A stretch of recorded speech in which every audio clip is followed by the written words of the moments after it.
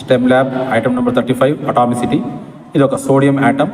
So first ఆర్బిట్లో 2 ఎలక్ట్రాన్లు, రెండవ ఆర్బిట్లో 8 ఎలక్ట్రాన్లు ఉన్నాయి, మూడవ ఆర్బిట్లో ఒకే ఒక్క ఎలక్ట్రాన్ ఉంది. సో అదే వ్యాలెన్స్ ఎలక్ట్రాన్, అందుకే దాన్ని కాస్త స్పెషల్గా చూపిస్తున్నాము. ఇప్పుడు ఈ ఒక్క ఎలక్ట్రాన్ తీసేస్తే మిగిలిన దాని outer most orbit second orbit అవుతుంది. అక్కడ 8 ఎలక్ట్రాన్స్ ఉన్నాయి, అదొక స్టేబుల్ కాన్ఫిగరేషన్ అవుతుంది. సో ఇలా ఒక ఎలక్ట్రాన్ పోగొట్టుకునేది సోడియం అయాన్ అవుతుంది. ఇప్పుడు క్లోరిన్ను గమనిద్దాం. క్లోరిన్ యొక్క అటామిక్ నెంబర్ 17.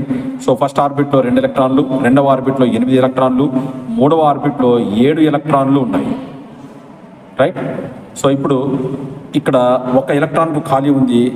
ఆ ఒక్క ఎలక్ట్రాన్ చేరడం ద్వారా దాని అవుటర్ మోస్ట్ ఆర్బిట్లో 8 ఎలక్ట్రాన్లతో అది ఆక్టేవ్ కాన్ఫిగరేషన్ పొందుతుంది, Cl- అయాన్గా మారుతుంది.